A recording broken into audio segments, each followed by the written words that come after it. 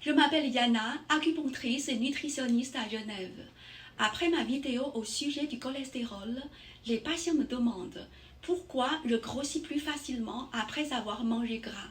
En fait, ce n'est pas le gras qui fait grossir, mais les glucides qui se cachent dans les féculents.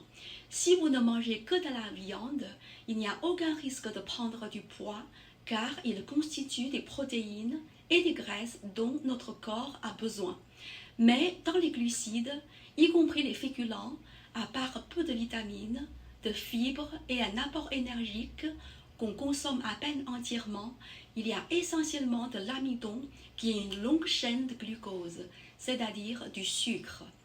Une fois coupé en glucose par les amylases puis déversé dans le sang, l'amidon fait augmenter la glycémie.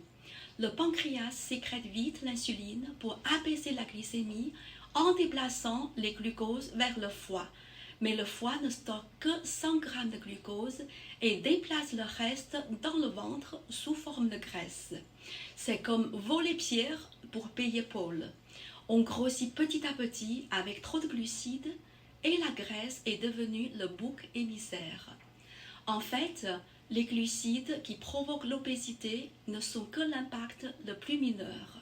Premièrement, dès qu'on mange des féculents, le pancréas et le foie préparent une bataille de transport des prévisions. Petit à petit, pancréatite, stéatose hépatique, calcul biliaire s'ensuivent.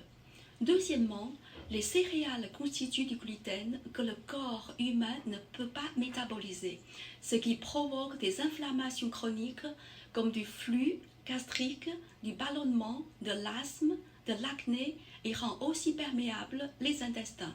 Ceci conduit aussi au durcissement des artères et à l'hypertension. Troisièmement, le glucide empêche l'absorption des différentes vitamines et minéraux que l'on consomme, ce qui peut causer une carence nutritionnelle. Ainsi, on perd plus facilement du poids en mangeant à sa faim, avec plus de protéines et de graisses, sans féculents, plutôt qu'avec un régime hypocalorique qui va à l'encontre de la nature humaine. Et les céréales complètes?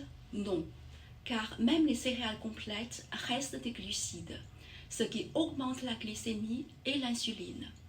Je peux vous aider à perdre du poids et à lutter contre les maladies chroniques. Réservez votre rendez-vous via Wendoc et vous verrez comment l'acupuncture et la nutrition peuvent changer votre vie.